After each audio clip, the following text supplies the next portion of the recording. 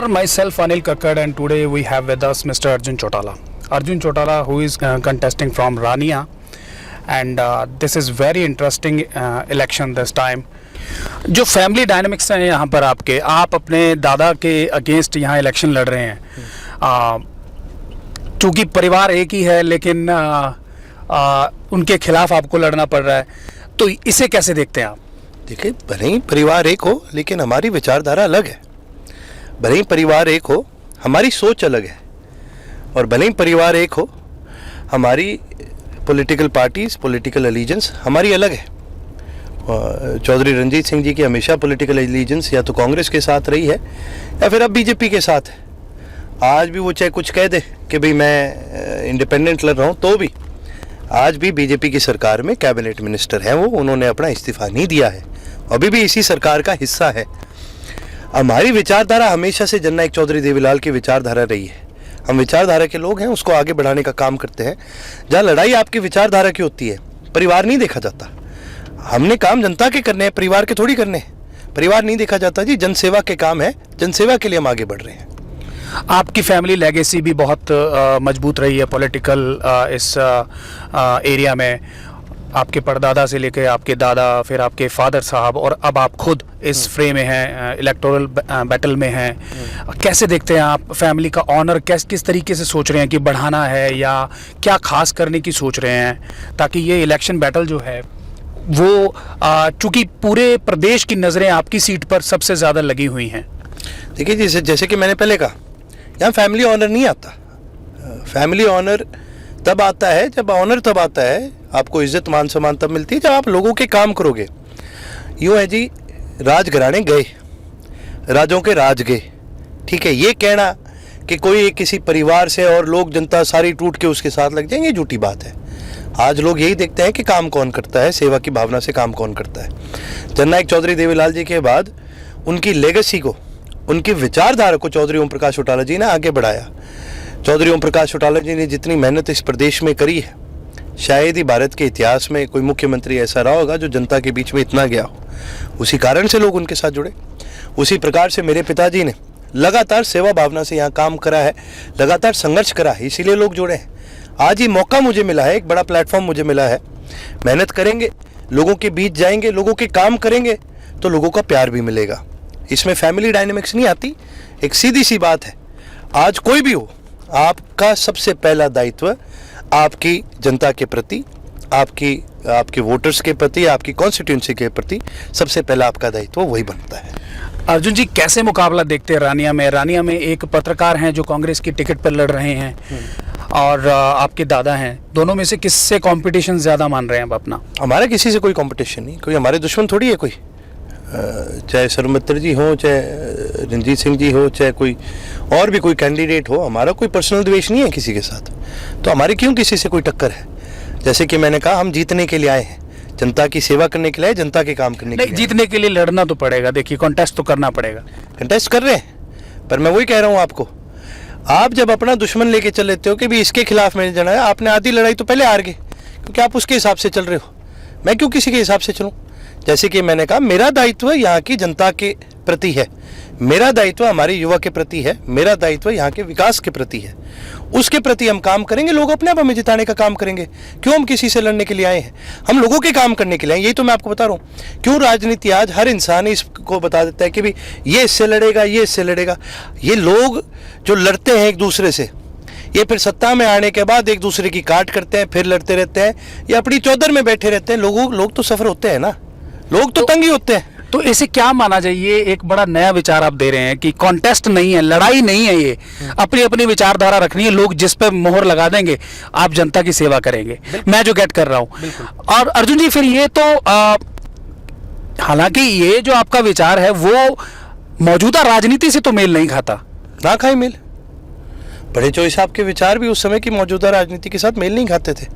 चौटाला साहब के विचार उस समय की राजनीति के साथ मेल नहीं खाते थे। चौधरी अभय सिंह जी के विचार आज की राजनीति के साथ मेल नहीं खाते। आज की राजनीति तो बड़ी फ्लेक्सिबल हो गई है ना, कि कुछ कल का और कुछ आज का और कुछ परसों का हो गए। हमने चौधरी अभय सिंह जी से सीखा है, जो बात उन्होंने कही है उस बात पर सटीक रहना है।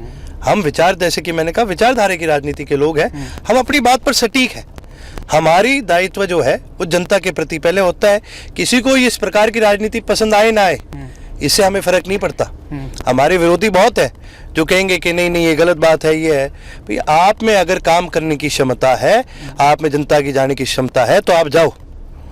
ये लोग ये कोशिश करते हैं कि भाई खुद से तो हमसे कोई काम होगा नहीं, खुद से तो हम लोगों के बीच में नहीं जा सकते, तो फिर दूसरे को अगले को अपने लेवल पे ले आओ।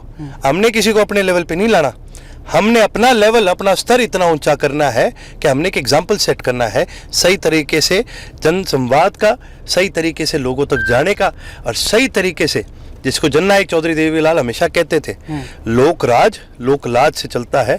हम लोक लाज की राजनीति करने वाले लोग हैं। जी अर्जुन जी, आप यंग हैं और पहली बार विधानसभा लड़ रहे हैं, न्यू कमर भी हैं इस एरिया के लिए, लोग विश्वास कैसे करें आप पर? किसने कहा मैं न्यू कमर हूँ? हमारे पारिवारिक रिश्ते आज से नहीं 4 पीढ़ियों से हैं। मैं जी 8 साल का था, इलेक्टोरल पॉलिटिक्स की बात कर रहा हूँ। मैं 8 साल का था तब पहली बार रानी आया था मेरे पिताजी के चुनाव में। ओके। तार इलेक्शंस के अंदर एक कार्यकर्ता की हैसियत से, कार्यकर्ता के तौर हमने कैंपेनिंग करने का काम करा है। लगातार पार्टी के जब भी यहाँ प्रोग्राम हुए हैं, हम सभी साथियों ने मिलकर के काम करा है। बिल्कुल इलेक्टोरल पॉलिटिक्स में ये पहली बार आ रहा हूँ, मैं विधानसभा में पहली बार लड़ रहा हूँ, पर इसका मतलब ये नहीं है कि मैं यहाँ कोई नया हूँ। जितना पुराना हमारा परिवार है, जितना पुराना हमारा संगठन है, इनमें से तो कोई भी नहीं है। और जी अर्जुन जी, क्या की इश्यूज हैं रानिया के जो आप लगता है कि एड्रेस ही नहीं हुए? आप मेरे को बताओ, ये कहाँ का दायित्व हो, ये कहाँ का विकास हो एक एरिया का, क्या आप एक चिकित्सा, आप हेल्थ केयर भी अपने इलाके में नहीं दे सके? ये एक बहुत बड़ा इशू है। आज अगर कोई कैंसर से पीड़ित है तो उसको दवाई लेने के लिए या तो बीकानेर जाना पड़ता है, या उसको जाना पड़ता है बठिंडा, या उसको जाना पड़ता है हिसार। खुदा ना खास्ता कोई गरीब परिवार में ये बीमारी आ जाए, जिसकी आमदनी परिवार की महीने की 20 से 25 हज़ार हो, वो बेचारा परिवार कहाँ जाएगा? कैंसर की दवाई आपको पता है कितनी महंगी है? उसके अलावा अगर आपको यहाँ से बीकानेर जाना पड़ जाए, आपको ट्रैवल का खर्चा उठाना है, वहाँ रहने का खर्चा उठाना है, खाने पीने का भी खर्चा उठाना, खर्चे तो ये सारे ही लगेंगे। एक परिवार की महीने की आमदनी एक बार इलाज कराने में, एक चक्कर में लग जाती है। वो आगे परिवार बेचारा क्या करे? ये बहुत सोचने वाले, ये जो लोग होते हैं ये बैठे रहते हैं अपने घरों में, ये क्या बड़ा ये तो कह देते हैं कि नहीं नहीं प्राइवेट में करा लो इलाज, कहीं करा लो इलाज। ये उन लोगों के लिए कहना शौक है जिनके घरों में 2-2 गाड़ियां खड़ी है। ये उन लोगों के लिए कहना शौक है जिनके पास जमीन है। ये उन लोगों के लिए कहना शौक है जिनके कारोबार है, जिनकी बड़ी जॉब्स लगी है, कोई प्राइवेट में कोई कहीं पर है। आम आदमी के लिए ये कितना बड़ा खर्चा आप उम्मीद नहीं लगा सकते इस चीज का। उनके परिवार टूट जाते हैं फाइनेंशियली भी और इमोशनली भी। उनकी कहीं मदद तो नहीं हो रही, उनकी मदद करना हमारा एक बहुत बड़ा दायित्व है। यहाँ हल्के के अंदर नशा बहुत ज्यादा बढ़ चुका है। अरे वही बात, इस नशा को टैकल करने के लिए किसी भी तरह से सरकार की तरफ से कोई भी ऐसी सुविधा नहीं दी गई जिससे हम इसको रोक सकें। अर्जुन जी, आपके फादर जो है उनकी पॉलिटिक्स का तरीका आक्रामक रहा है शुरू से। क्या आप मानते हैं कि आप भी वैसी ही पॉलिटिक्स, अगर विधानसभा में चुनकर यहाँ से जाते हैं तो क्या वैसी ही तरीके की पॉलिटिक्स है आपकी, या कुछ आपका अपना स्टाइल है? नहीं, देखिए जी, हम उनकी विचारधारा के लोग हैं, हम बड़े चोई साहब की विचारधारा के लोग हैं। जैसे कि पहले का बात यहाँ आक्रामक की नहीं है, बात सही और गलत की है। जब सही बात को दबाया जाता है तो क्रोध आना बनता है। जैसे कि मैंने कहा, हर आदमी फाइनेंशियली इतना वेल ऑफ नहीं होता, हर इंसान के पास आज वो सारी सहूलियतें नहीं है जो और किसी के पास हो। ये सोच करके कि भाई इनकी आवाज़ क्या उठानी और आप किसी और की आवाज़ उठा रही है, तो गलत है। आवाज़ अगर आपने उठानी है तो सबकी उठानी है, और अगर किसी की आवाज़ दबाई जा रही है तो भैया हम तो लड़ेंगे उसकी आवाज़ को उठाने के लिए, क्योंकि हमसे नहीं सहन करा जाएगा। आज अगर कोई गरीब आदमी परेशान है, किसी की जमीन दबाई जा रही है, किसी पे छापे मरवाए जा रहे हैं, तो ये गलत है। और जहाँ गलत है तो वहाँ क्रोध भी आएगा और उस गलत की आवाज़ को उठाएंगे और उसको सही करने का हम काम भी करेंगे। जी, HLP के साथ आपका गठबंधन हुआ है। आपके फादर साहब जो हैं गोपाल कांडा के लिए कैंपेन कर रहे हैं, और वो भी कह रहे हैं कि हम एलनाबाद और रानिया में सपोर्ट करेंगे। मैंने कुछ HLP के वर्कर को देखा है आपके लिए रानिया में कैंपेन करते हुए। इस गठबंधन को कैसे देखते हैं आप? देखिए, गोपाल कांडा जी हमारे पुराने साथी रहे हैं, हमारे पारिवारिक नाते भी रहे हैं, और पहले भी हमारे साथी रहे हैं। दोबारा मिलकर के काम करें, इस बात की खुशी होती है। अर्जुन जी, भूपेंद्र हुड्डा और दीपेंद्र हुड्डा भी यहाँ अभी रिसेंटली कैंपेन के लिए आए हैं। वो लगातार आप पर खासतौर पर इनेलो पार्टी पर हमला करते हैं और बोलते हैं कि वो बीजेपी की बी टीम है, इस तरीके से उनके लिए बीजेपी के लिए ही काम हो रहा है, बीजेपी अपना कैंडिडेट वापस ले रही है, तो ये कहते हैं साफ संदेश है कि वो बी टीम की तरह काम कर रहे हैं। देखिए जी, आप मेरे को एक चीज़ बताएं, जो मतदाता है, आप मतदाताओं को क्या समझते हैं? समझदार समझते हैं या कोई बेवकूफ़ समझते हैं? हर इंसान के पास अपने वोट का अधिकार है और ये अधिकार कोई उसको बता नहीं सकता कि भाई आपने कहाँ वोट करना है, किसके लिए करना है। वो स्वयं उसका अधिकार होता है और जब वो जाके अपना वोट गिरता है तो वो अपनी मर्जी से गिरता है, अपने स्वाभिमान के साथ गिरता है। जब आप उस मतदाता को ये बोलते हो कि भाई आप बी टीम हो किसी की, तो वो मतदाता आपको माफ़ नहीं करेगा। हम क्या पागल हैं जो अपनी मर्जी से कहीं पर कोई वोट? आज अगर कोई चौधरी ओम प्रकाश चौटाला जी के साथ जुड़ रहा है, बड़े चोई साहब जी की विचारधारा के साथ जुड़ा हुआ है, आज अगर कोई चौधरी अभय सिंह जी के साथ जुड़ा हुआ है, तो हम किसी की बी टीम नहीं है, हम इनेलो की ए टीम है, हम इंडियन नेशनल लोकदल है। हमें जहाँ से भी हमारा मतदाता साथी आज वोट देता है, हम केवल इस कांग्रेस को नहीं हराने का काम कर रहे हैं, हम इस प्रदेश में बीजेपी को भी हराने का काम कर रहे हैं। नहीं जाते हम कांग्रेस के साथ, नहीं जाते हम बीजेपी के साथ, हम अपने हिसाब से जननायक चौधरी देवीलाल जी की विचारधारा को आगे बढ़ाने का काम करते हो। ये तो इन्होंने बात पता है क्या कह रखी है कि भाई जो हमें ना दे वो फलाने की बीटी में। क्यों भाई? मतदाता कोई पागल है या आपका कोई ठेकेदारी है उस मतदाता के ऊपर, या आपका कोई दबाव है उस मतदाता के ऊपर कि भाई आप ही के पास जाएगा? मतदाता अपनी मर्जी से फैसला करता है। ये चीज़ कहना उस मतदाता का अपमान है। इनके साथ तो आज पता है क्या हो रखी है कि भी पहले तो इन्होंने बड़ी कोशिश करी कि भी इनेलो के मतदाता को तोड़ दो। इनेलो का मतदाता टूटता नहीं है, इनेलो का मतदाता आज भी इनेलो के साथ है। और जब इनसे नहीं तोड़ा गया तो फिर वो कहानी सुनी एक लोमड़ी की आपने कि वो अंगूर खाने का बड़ा मन था, वो लोमड़ी कूदती गई, अंगूर मिले नहीं, तो फिर आखिर में लोमड़ी ने कह दिया अंगूर खट्टे हैं। तो भाई इनके लिए तो वो अंगूर खट्टे हो गए हैं, लेकिन हम खट्टे अंगूर नहीं हैं।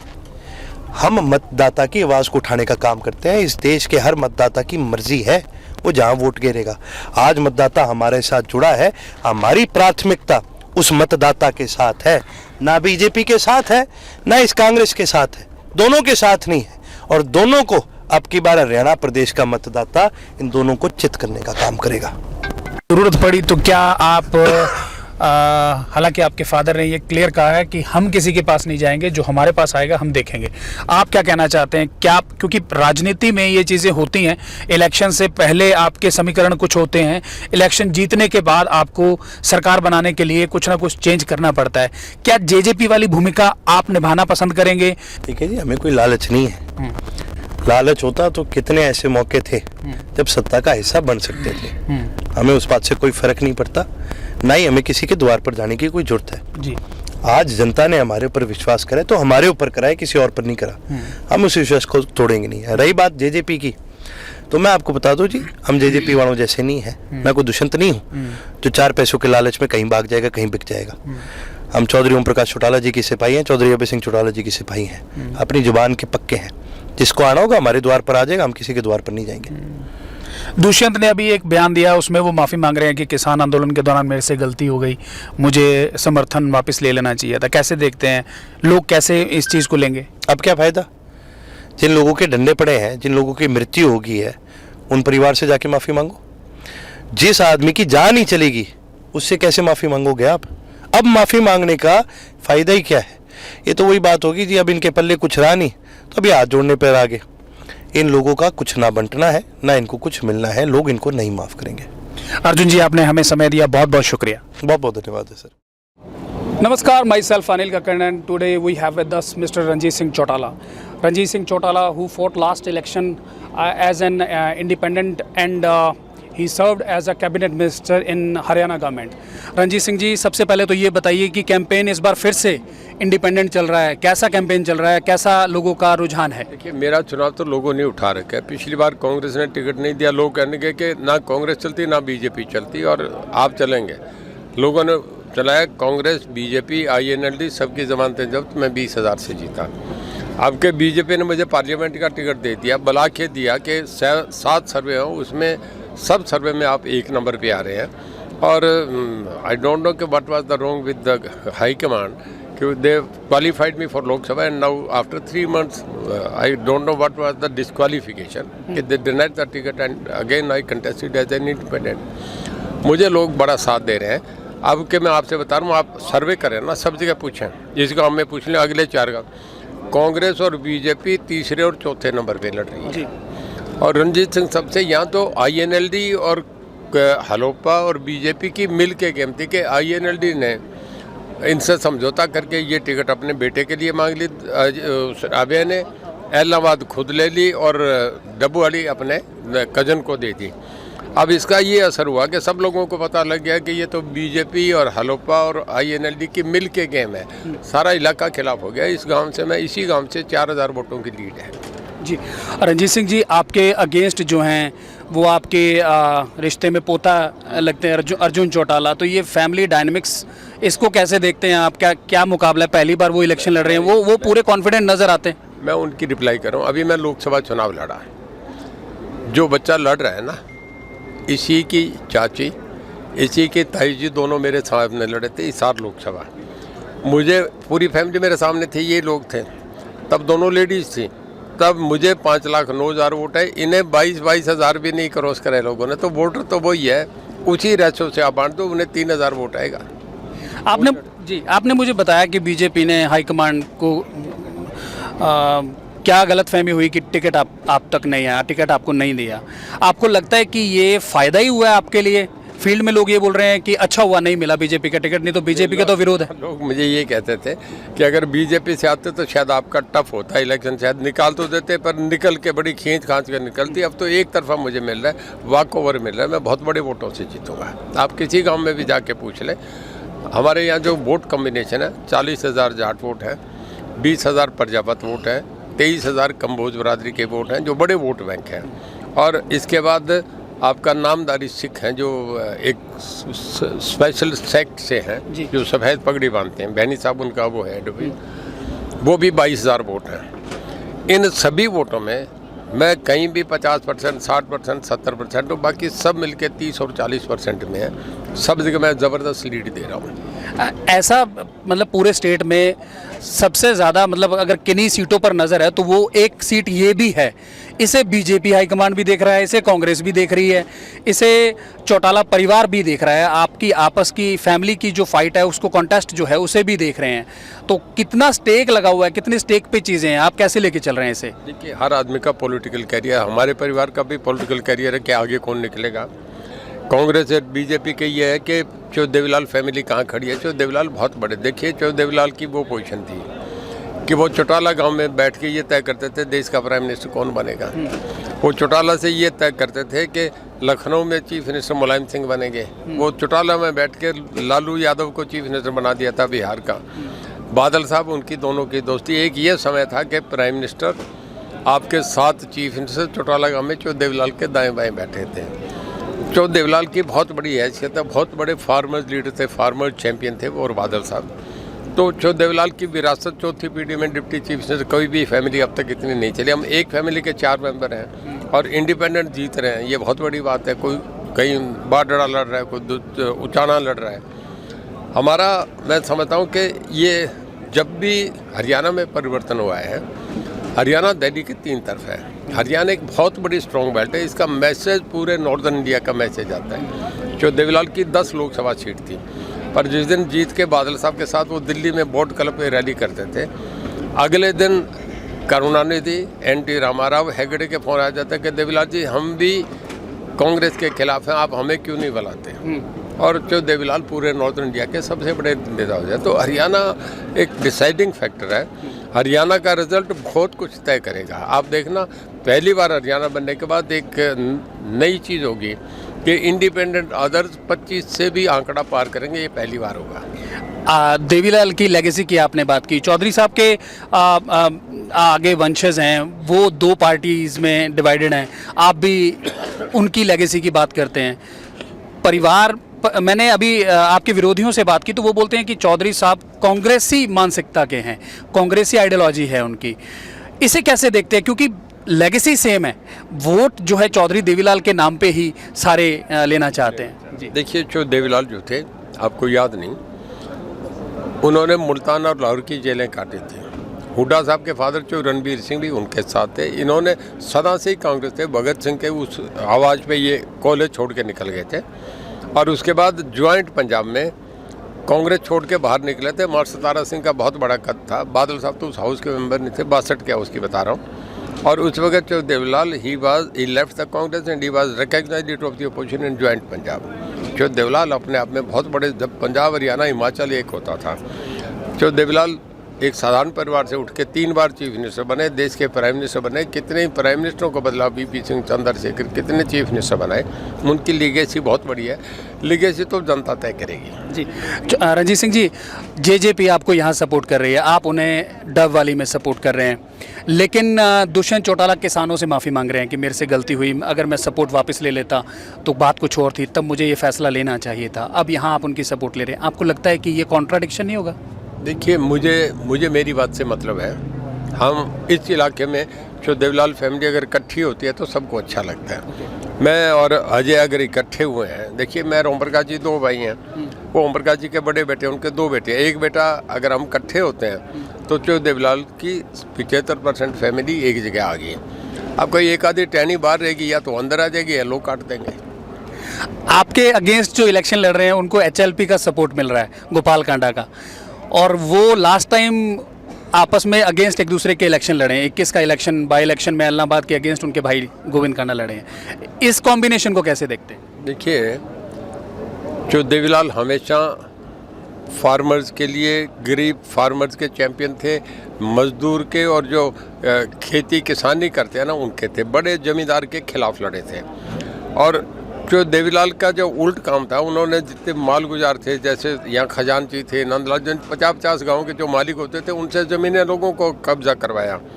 आज अगर उनका पोता कांडा की कोठी में चला जाए तो लोग इसे अच्छा नहीं समझते। बीजेपी के साथ चले जाए लोग इसे चिढ़ते हैं। इस बात से, इसी बात से उनको सेटबैक हो रहा है कि वो एलनाबाद भी आ रहे हैं, वो रानिया भी आ रहे हैं, वो डबवाली भी आ रहे हैं, तीनों सीटों पे पीछे चले गए। आपने अभी अपने भाषण में कहा कि इंडिपेंडेंट्स जो हैं वो सरकार बनाने वाले हैं, आगे उनकी बहुत इंपॉर्टेंस होने वाली है। आप इंडिपेंडेंट पिछली बार लड़े थे, सरकार के साथ चले गए, बीजेपी के साथ चले गए। इस बार क्या है, अगर यहाँ से जीतते हैं तो क्या, अगर कांग्रेस को मिलेगा, कांग्रेस की ओर जाने को मिलेगा तो कांग्रेस में जाएंगे, बीजेपी की ओर जाने को मिलेगा तो बीजेपी में जाएंगे, क्या करेंगे आप? ऐसा नहीं करेंगे।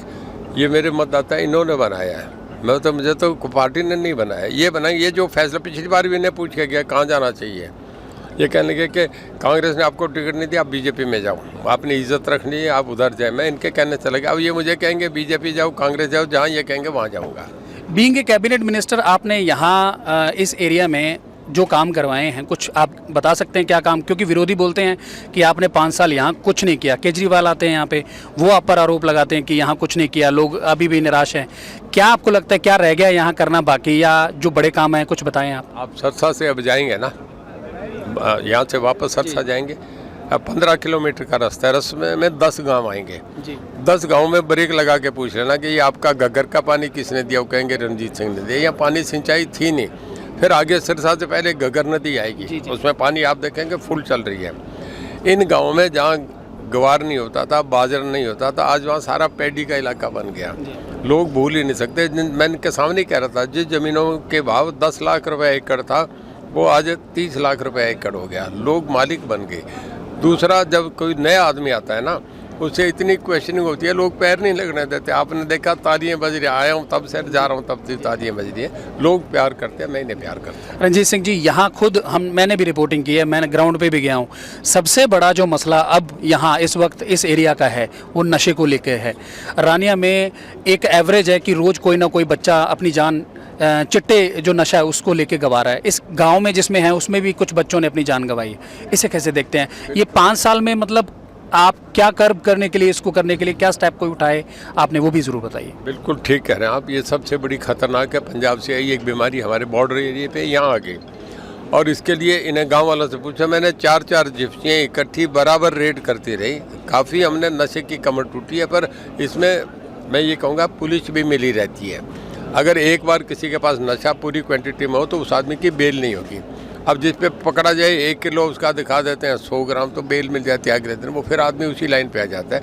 इसमें सरकार को ये चेक करना चाहिए। पुलिस एक बहुत बड़ा कमज़ोर रोल है जो पुलिस के इसी बात से इस पर लगाम नहीं लगी, जिसने रोकना है वही उनके साथ मिल जाती है। अभी अगर चूंकि कैबिनेट मिनिस्टर भी रहे हैं आप, पूरे हरियाणा का एक ओवरव्यू अगर मैं बात करूं तो क्या आप देख रहे हैं इस वक्त, क्या देख रहे हैं आप?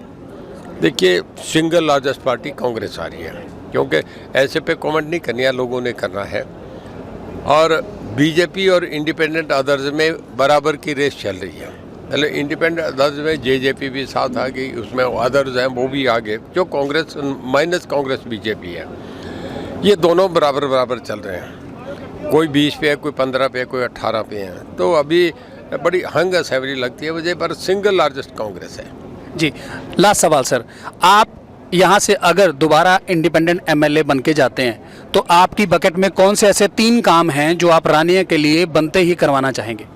एमएलए बनते ही आप कोशिश करेंगे कि वो हों। देखिए, सबसे पहला काम तो ये होगा कि मैं इस इलाके में जो कुछ गांव रह गए, 10 गांव में जहाँ घग्गर का पानी नहीं पहुंचा, वो इंश्योर करूँ कि उनको मिले। नंबर 2, मैं ये चाहूँगा कि किसानों को यहाँ जो स्प्रे के लिए दवाइयाँ और जो खाद बीज जो मिलते हैं वो ठीक मिलने चाहिए। बड़ी आने लोगों को ये बड़ी दिक्कत आती है कि वो ठीक दवाइयाँ नहीं मिलती, इस करके कॉटन की फसल ख़राब होती है। नंबर 3, तीसरा मैं ये चाहूँगा कि यहाँ के बच्चे मैक्सिमम, जैसे मैंने कोचिंग सेंटर दिया, इसी गांव में पूछो, इस गांव में कोचिंग सेंटर को मैंने बहुत पैसा दिया है, यहाँ इस गांव से 100 से ज़्यादा बच्चे सिलेक्ट हो गए। और मैं सब जगह चाहूँगा ई लाइब्रेरी और कोचिंग सेंटर बने ताकि बच्चे एजुकेशन लेके आगे चलें। थैंक यू सो मच, आपने अपना समय दिया।